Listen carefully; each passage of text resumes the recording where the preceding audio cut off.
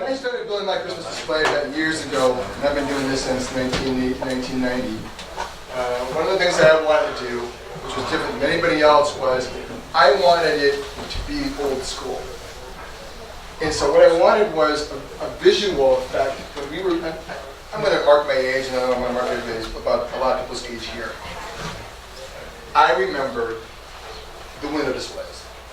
In the window displays, as a kid, used to run up to the, get out of the play, or get ducks out of the, throw it out of the house, get to the store, and sit there and go, and watch things do the same thing over and over and over. In 2005, I went to Planet Christmas's Light Up Symposium in Pigeons Forge, and I don't know how many of you guys went to that. I was there. I sat with Daryl Brown for about an hour, and one of the things he told me was, make it entertaining. Now, we have all the new technology with the pixels and all that, and that's where technology seems to be going. But I tend to look at my display as, how do I entertain the kids? How do I entertain them and keep them focused for the 15 minutes they're watching the show? I looked online in about 2006, and a guy named McCormick made a website on how to hack your Santa. And LOR had just been out about 5-6 years by then. They're just hot, they're just starting to come on scene. And one of the things I wanted to do was take my Santa and make him different than just the same old Walmart swing your hip play and repeat itself scene size. I wanted my Santa to interact with the kids. Unfortunately, Santa died on the way in. He was working fine yesterday when I tested him. Today he's not working. So what I'm going to do is I'm going to show you a couple videos here on Vimeo of what I do, and then I'm going to show you how to do it. Could you move Santa aside while you're playing the video? That you don't want to? I will. Thank you.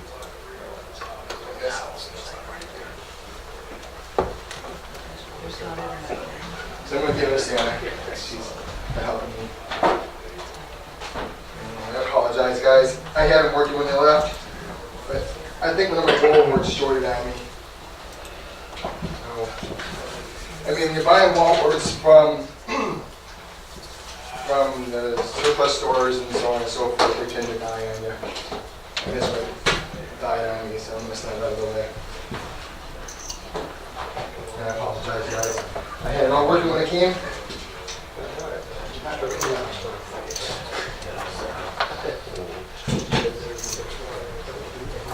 So this is what I did with my Santas.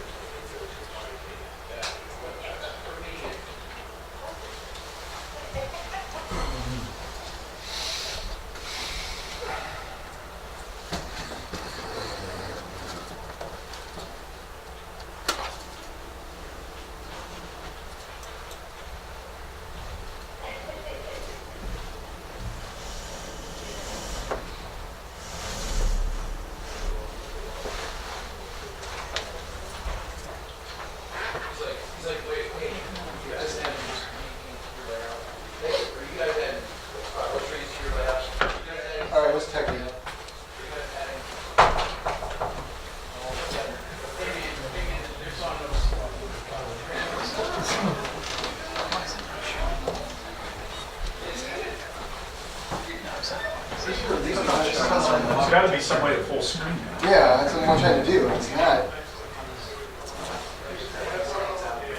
Thank you.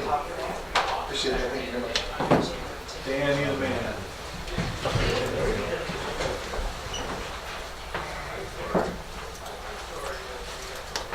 some audio. So these props are inside behind a window, or? This particular prop is in my third car garage back in Colorado.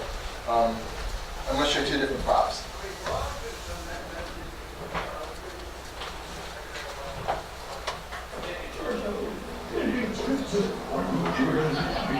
Christmas attire.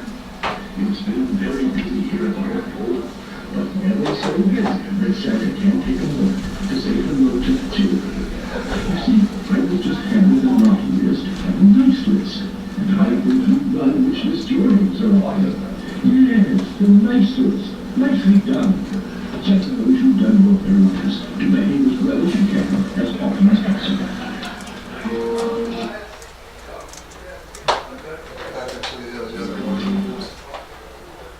And then I took this Santa and added it into a Santa scene. I put Mrs. Claus in a rocking chair with a wheelchair, windshield wiper motor, and made her rock. And then I took a Kmart porch reader and hooked him up to a reindeer head motor and made him look like he's stuffing the present in Santa's bag. And that's my window scene. And then 2 years later, I built this. I took and bought a couple of the Gemmy dancing doors.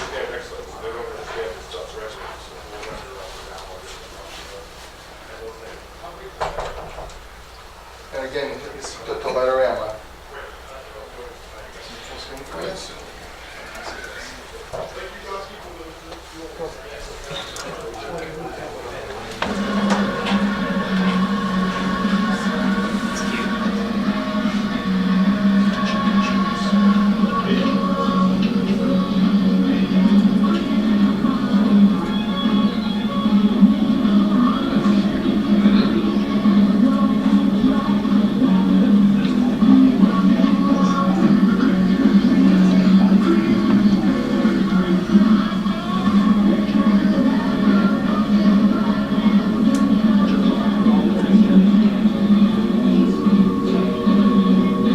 Nice sequencing with the mouth. It's good.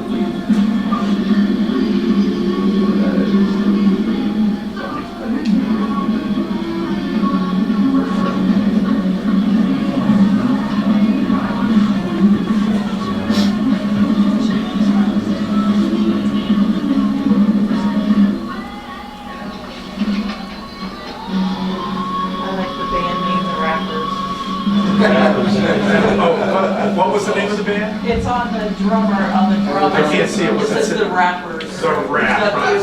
Oh, W-R.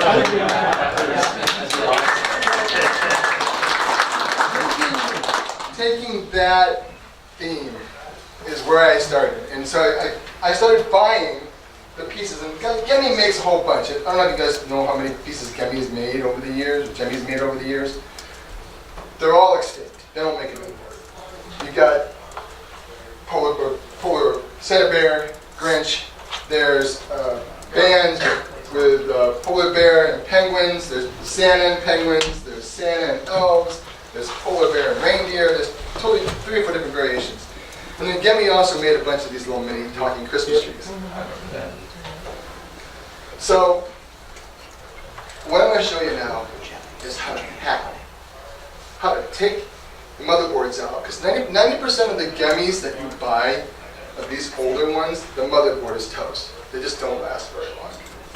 So what I'm going to do now is show you. I made 30 copies of how to hack Santa, and I don't think I made enough. But if you want copies of how to hack these, I have them here in electronic copy. If you don't have an electronic copy, or if you want paper copy. I don't have a PowerPoint, I'm sorry. Say if you get the electronic version of Tom, he can put it up on the site. Yeah, Okay. yeah. As long as we get it posted to our site, where we can find The it. delayed copy, no, I made 30 copies of how to hack Santa. The delayed copy. So I'll pass them down. You guys can do that if you want. And then I ran out of people, but I got 15 copies of how to build the animated band. All right. I'm going to take one of those from you real quick so I can do this with you. So basically, Santa has a mouth, Santa's mouth, in every one of these Gemmy's figures' mouths, except for Grinch, move. And they're spring-loaded. They're running 12-volt DC. So once you find in the motherboard what wire runs the mouth, you put a 12-volt wall wart to it. Hook it up to an AC channel with X-Lights or LOR or whatever you're using. On, opens it, off, closes it. To make his head turn, however, you have to have a double throw relay.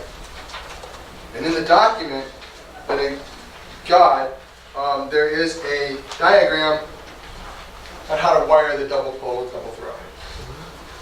Because you're going to need one channel, a 12-volt coil. Your 12-volt would wire to your coil on your standard double pull, double throw.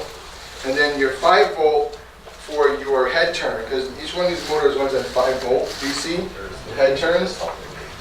You would hook up your channel to one, and then you hook up your out to your motor on the NC. So the mouths are 12-volt, but the head turns, they use 5-volt motors? Yep. Don't ask me why, but they do. And none of these are servos, they're just simple DC motors? This is using the motors that Gemmy has in them. Now, once the motor's puke, then you go to servo. So what I normally do with them, once the motors die, and 90% of the motors have these little rubber bands in them. It's like an O-ring. So the band breaks, you go to Home Depot and buy a O-ring and snap the O-ring back in, and it still works. But when the motors die, you move into servos.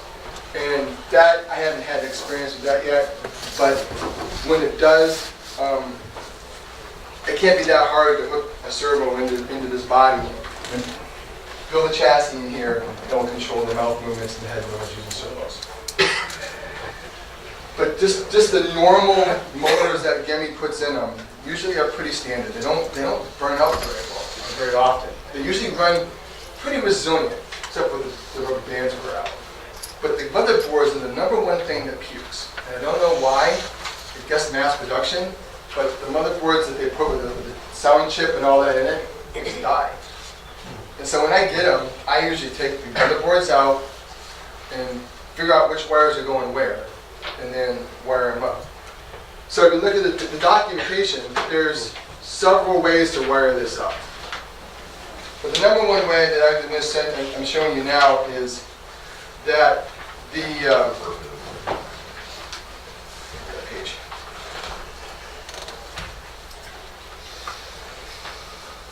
So your controller's got to have DC current output. Or wall works. You can use standard brickworks, 12-volt, 5-volt standard brickworks to your AC board, or you can use a DC board that LOM is. Or if you have another controller, it's got to have a DC board. Like if you have Renard or something like that. Right, if you have a DC board, that'll work too.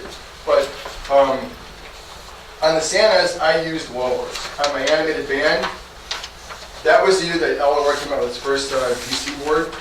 And I bought the board and wired it into the DC board. And it had a 5 amp bank and a 5-volt bank and a 9-volt bank. Wow. And that's how I wired the figures. Because figures have different, on the animated bands, they have different voltages for different scenarios. The hip swings run at 5-volt, and 9-volt, but the head turns run at 5-volt. So you have to have a bank of 5-volt and a bank of 9-volt. Oh, so now we're up to 3 different voltages.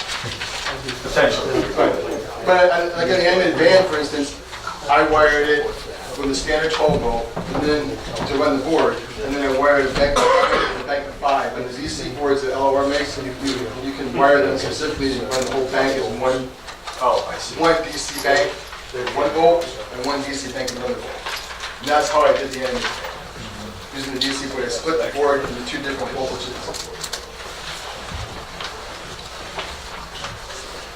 Basically, you've got 5. Bear with me a second, I'll figure this out here.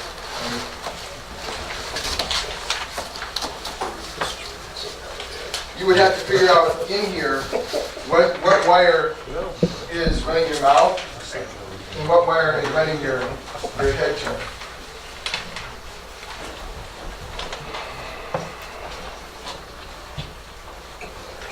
And then of course, you would then take that wire, because your mouth is always 12 volt. You get 12 volt wall wart, and you wire it up, plug it into your LOR board, and you can test it to your hardware controller. That's how I tested the animated band. That's how I tested all these. I used a ohm meter, found the voltage work, and then bought an ohm meter or a wall wart to match the voltage on the motor. But everyone that I've tested has always been 12 volt on the lips and 5 volt on the head. I don't know why that is, but that's just the way it's been. Have you augmented entities to add movement that Gemmy didn't put in them originally? I have not, no. Okay. It's pretty standard. I am, though, working with Charlie Enos out in Washington. I don't know if you guys know who Charlie Enos is. He owns, he has a big Christmas display up there. He's working on a plan, working with me on trying to figure out how to make the servo, how to convert these to servos, because when the motors go bad, you can't get the motors to go. So you're going to have to eventually go to servo. And of course, LOR makes a servo dog, and I don't know if X-Lights has a servo, or I'm not real familiar with X-Lights or Vixen or any other software. I'm an LOR guy. So I know that DC boards work great, and servo dogs work great with servos. So if you're going to use servos, I would recommend using the LOR servo dog just because that's what I use. I'm an LOR guy. Sorry guys, I understand. Old school, I guess. But that's basically how you do it. Documentation is pretty simple. Basically, you're taking your wire, you're going to wire a wall wart to it, and you're going to wire it to a DC board. And you're going to need a double pole, double throw relay in order to make your head turn. And I've got one here that I've made that will give you an idea, minus the coil. The coil is 12 volt, but it gives you an idea how it's wired. I'll just pass that around. You guys can, I'm sure you use the relays, you know how to do this already, but if you haven't used a relay, the relays last about 4 years, and you'll have to replace the relay. You know Steve Cosi? I think it's Thomas Cosi. He has a Sanctuary of Spooks. You know, I would say for a resource, he would be excellent because it'd be contact. He does a Halloween display, but with servos, he actually makes his own boards. He might be a good resource for that because he actually builds all kinds of different things. He has a magazine, he has a couple of and stuff that but he does YouTube channel videos. Well, he just released a book. Yeah, The book is great. yeah. did he? Yeah. Is it What really? did you say his name was? Steve Cosi. Steve and Koci is the last name. He does Sanctuary of Spooks. I think I got the book in my briefcase. I'll bring it in after lunch. Yeah, that'd be good. he is. It's like $25 for it. It's a great resource. I have here for you too, on the animated bands, how you wire those up for the penguin and the polar bear. So I have these here. You'll take these. I've got 15 copies of how to hack the animated band and how I built it. And you have to build it the way I built it. This goes into the construction phase and what I did, the pipes up and things I used to make the drums, and the keyboards, and guitars, and all that for the band. So that's all here too. And it's pretty cut and dry. It's really not that hard to do it. It's just taking the initiative to do it. If you really want to do something different, then again, like I said, I'm old school. I like to do things that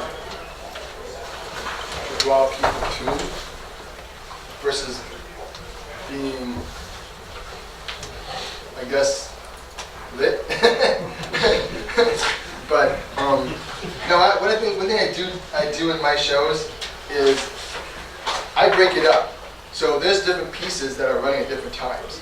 So different narrations, different show, different songs, different things, so that the kids are always seeing different parts of the display at any given time. It's never all on at once. The only thing that's on all the time is the house lights. Everything else runs as a show, so it's kind of like watching a little play, which will scene as something different. In the band, you have the Santa scene. I have even hacked those Gemmy deer heads I haven't seen those things, they're really expensive now, but I had 2 of them at one time. Deer heads? Yep. What were they, what were Gemmy they? made deer heads years ago, singing deer heads. That you mounted on a wall? Yep. Well, they Yeah. look like the bass fish. Bigger. They were like this big. And I actually hacked them, and I used them, the first year I used them in our VBS program at our church. We did a national park theme that year. And so we had built a cabin on the platform of the stage at our church back in Colorado. And we mounted the 2 deer heads on the wall and put puppet controls on them instead to hit the controls out. And we had people narrating the deer heads. They were fighting back and forth, kind of like the elk and the moose and the deer at Country Bridge Jamboree. Kind of that kind of theme. They were just kind of talking back and forth. The kids had a blast with it. But yeah, they do make deer heads, but they're not cheap. The new one, to get a used one will cost you about $500 anyway. So these props now are basically garage sale if you're lucky, eBay if you're desperate. Yeah, eBay if you're desperate, because you're gonna find them. I'll tell you right now, there's a snowman, Gemmy snowman that's out there right now, is faded, but his motherboard's dead, and they're selling him for $50 because he doesn't work. So you can pick him up for $50 if you're lucky. Once you end up picking it up, yeah. But if you find an actual working one in good condition, they want $300 to $400 from eBay. So are they completely out of the business now? Do you know, or? No, Gemmy just went to Halloween. They moved to Halloween. They made more money in Halloween props than they did in Christmas props, and they just moved away from Christmas props. They still subcontract Santas for Walmart. So you can still get a different variation of Santa from Walmart every Christmas at $90, which is hackable. But when it comes to the Grinch and the bear and the snowman, you have to buy those out. You have to find them. Home Depot had a Santa too last year for about Did they? I just noticed they had $100 to buy it. It's the exact same layout, basically. It's mass produced. But the cool thing about it is, when you use them, it adds a piece of magic to it, kind of Disney magic, that most people don't think about. When you look at Christmas displays today versus what they were years ago, everything is flash, blink. It's all you see a lot on YouTube. I don't know, how many guys know who Mike Zukowski is? Out of California. If you want to see something, a really classy way of using animatronics in this display, go to lightsondisplay.com and watch Mike's show. Mike's shows change them every year, but he's built his own snowman. The snowman, Mrs. Snowman, and now the Star Street made. Here's Jingles. Yeah, Jingles is the DJ. He has built all those. He uses service. But that's kind of thing I'm talking about, where he uses a mix of pixel and standard incandescent LED, and then he has a video screen as well, and he uses a lot of animatronics that he's built himself. But I just wanted to bring that flavor to here. I've been doing this for, like I say, this would be my 18th year doing animatronics. So, and I've enjoyed every minute of it. The challenge of hacking them, it can be challenging sometimes. You get a bad wall work. I've had one where my wall work fried my motor and I put a server over it and get someone to put a server in for me.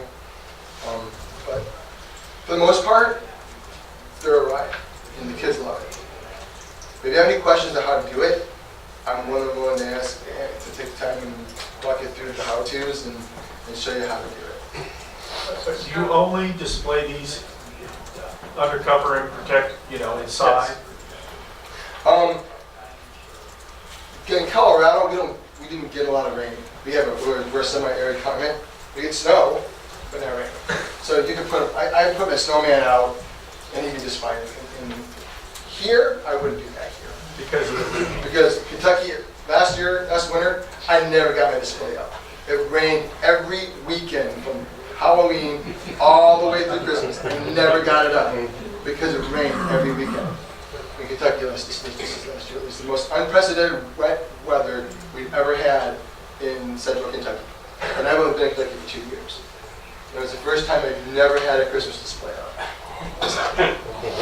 Yeah, my question was kind of similar to Dave's in terms of what do you do in terms of weather protection at all, or like even in the evening trying to get frost or something, maybe some of the frost will move in a little bit early. On my animated band, I could leave it out. Okay. It was rollable. And you could build a small trailer for it, and probably pull it out with a lawn tractor and set them up and leave them out.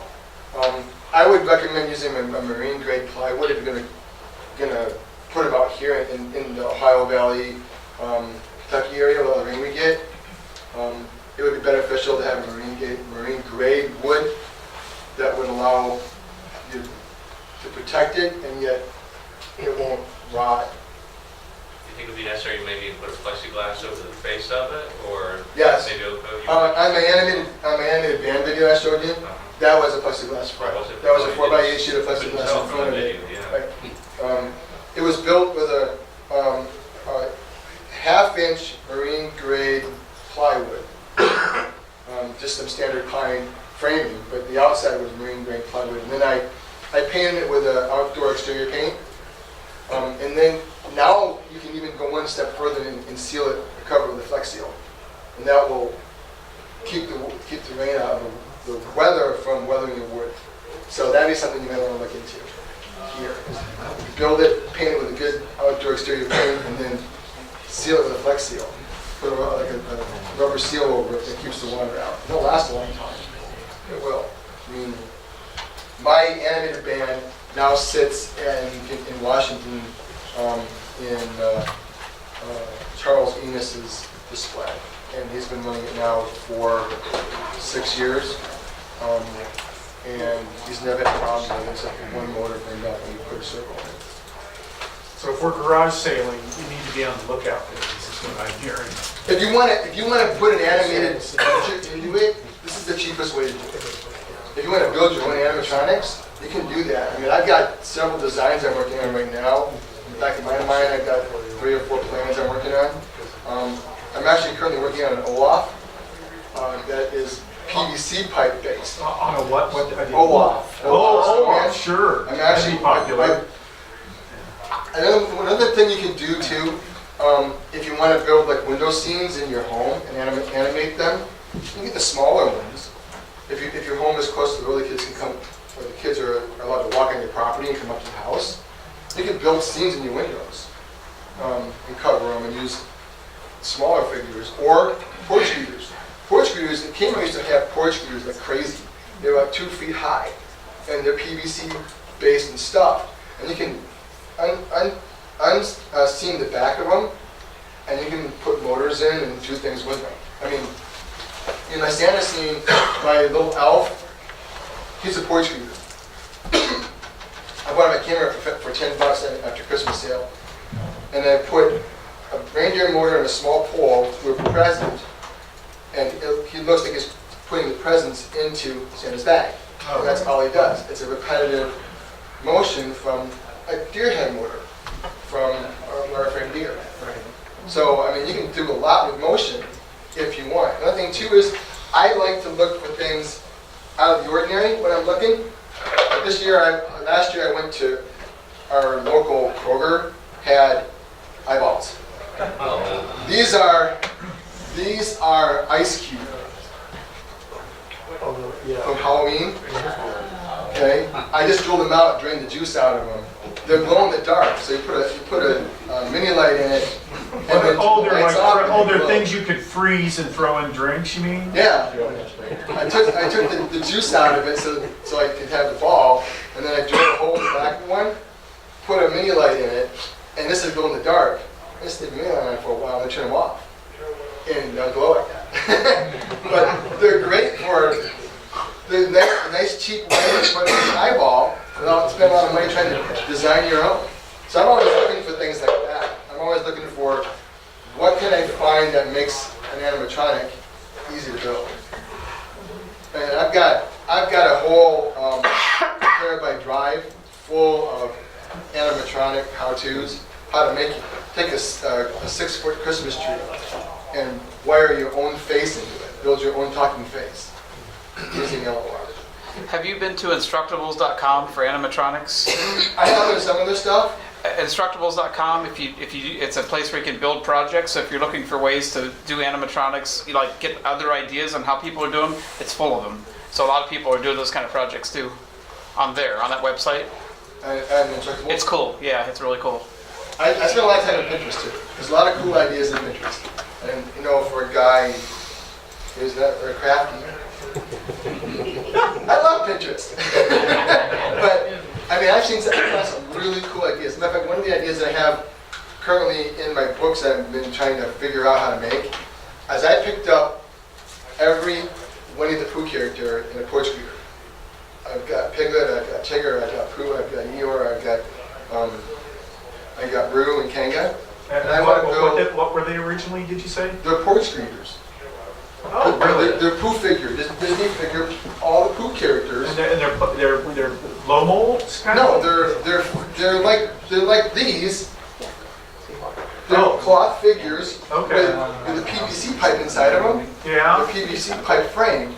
You just unseam the back, and you can make your own motors or put your own framing in. You can take a porch reader and make a scene. I've got enough figures to make a Pooh scene. I just got to figure out how to make Mr. Sanders' house front so the kids can see Pooh at Christmas. So I mean, I've got Or put Pooh on the tree reaching for the honey pot. the honey. Yeah, Yeah, exactly. you can do that too. I mean, I've got, and those are easy to find. And they're usually about $20 on eBay, but you can find them like at Sears. Or if you still have a Kmart, you might be able to find them online at Kmart. They still have a lot of them that they're trying to get clearance out. You might be able to find a bunch of those. But those are great because they're just 2 feet, 2.5 feet. So they're perfect for little displays and little windows, but they don't take up the whole yard. So you can build this thing on a trailer and roll it out to your front yard and set it and close it, and it would, you have that as a scene. And you can incorporate that scene into your show, because Disney has a lot of tracks. I don't know if you guys, if you go to YouTube a lot, I know you don't like to hack things, but Disney has a World of Color holiday track, and in it has a lot of Olaf voiceovers. So you can take some of those tracks, put them into Audacity, hack them up, and make your own show using just the Olaf soundtrack parts of it, the narrations. You can take some Pooh and make your own Christmas Pooh scene, and then find your own tracks. Or there are people that make tracks for animatronics. You can find those. I don't know where, but yeah, I'm sure you can make them or someone's made them. But when I'm looking at Disney stuff, I usually look to see what Disney already has. That way I get legitimate voice. I want to get actual voice, and I try to mimic it myself. There's a guy in Texas who has a Grinch that he made and an Olaf that he made, and he's got a band called the Kringles. And it's actually the Beatles, the Elves. And he made all those. He made all those himself. And then he adds his own music to them. So, I mean, there's a lot of things you can do. But I like to make it so that kids see different scenes, different things. And so my display goes from, it may go from a nativity set where the Christmas story is being told, and each piece of my blow mold lights up, to my Santa scene, to Pooh. And there's a soundtrack, Christmas soundtrack for Pooh. So you can be really creative.